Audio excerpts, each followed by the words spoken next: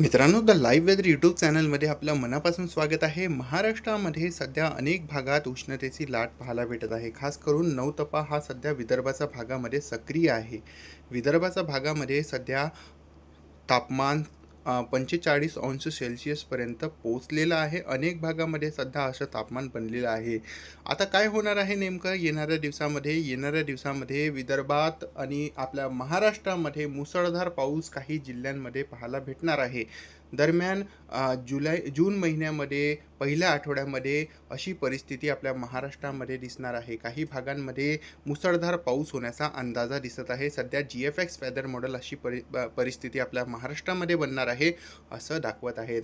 सध्या मान्सूनसाठी अनुकूल वातावरण केरळच्या भागामध्ये बनत चाललेलं आहे. केरळमध्ये तुम्ही पाहू शकता सध्याच्या काळामध्ये जर मी तुम्हाला दाखवलं इथे तर केरळमध्ये सध्या पावसाचे ढग येणं सुरू झालेले आहेत इथे आणि सध्या अरबी समुद्राच्या भागाकडून इथे केरळच्या भागाकडे पावसाचे ढग येत आहेत. आणि एक आणखी परिस्थिती सध्या इकडे बंगालच्या उपसागरामध्ये बनलेली आहे. पाहू शकता बंगालच्या उपसागरामध्ये आणि अंदमान सागरच्या भागामध्ये सध्या आपण पावसाचे ढग जबरदस्त प्रमाणात पाहू शकता आणि इथे येणाऱ्या दिवसामध्ये शक्यता निर्माण होत आहे की कमी दाबाचं क्षेत्र दरम्यान याचा आसपासच्या भागामध्ये कुठेही कमी दाबाचं क्षेत्र बनू शकते अशी शक्यता आहे.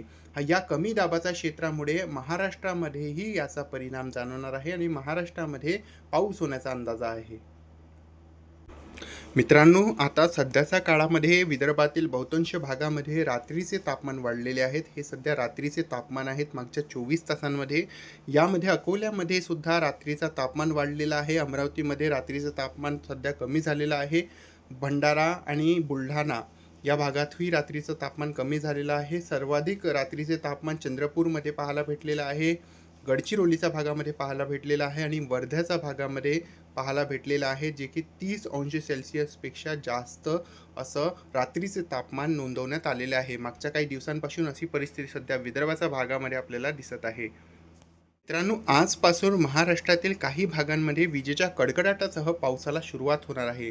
आज दरम्यान विदर्भाच्या भागामध्ये तुरळक ठिकाणी विजेच्या कडकडाटासह पाऊस पडणार आहे. यामध्ये भंडारा, गोंदिया, नागपूर, गडचिरोली, चंद्रपूर, आणि त्याच्या आसपासच्या भागामध्ये काही ठिकाणी आज दुपारनंतर वादळी वाऱ्यासह विजेच्या कडकडाटासह पाऊस होण्याचे परिस्थिती बनू शकते. यानंतर आपण जर इकडे मराठवाडा आणि छत्रपती संभाजीनगर, पुणेचा आसपासचा भाग बघितला तर 1-2 ठिकाणी या भागात ही परिस्थिती बनू शकते. रत्नागिरी, सिंधुदुर्गमध्ये 1-2 ठिकाणी हलक्या ते मध्यम पावसाचे सरी पाहायला भेटू शकतात.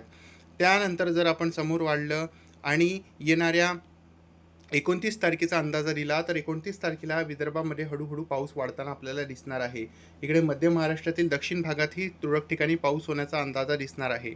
त्यानंतर जर आपण 31 तारखेचा अंदाजा दिला तुम्हाला तर 31 तारखेला सुद्धा विदर्भासह मध्य महाराष्ट्रातील काही भागांमध्ये विखुरल्या स्वरूपात हलक्या पावसाचे सरी पाहायला भेटू शकतात. पाहू शकता बंगालच्या उपसागरामध्ये सध्याच्या काळामध्ये एक सिस्टम बनू शकते. सध्या इथे लो प्रेशर सिस्टम बनण्याची शक्यता आहे.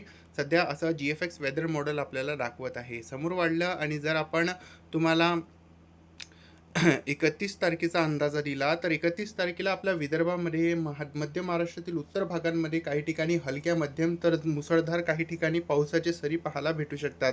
कोकण किनारपट्टीमध्येही पाऊस वाढत आहे.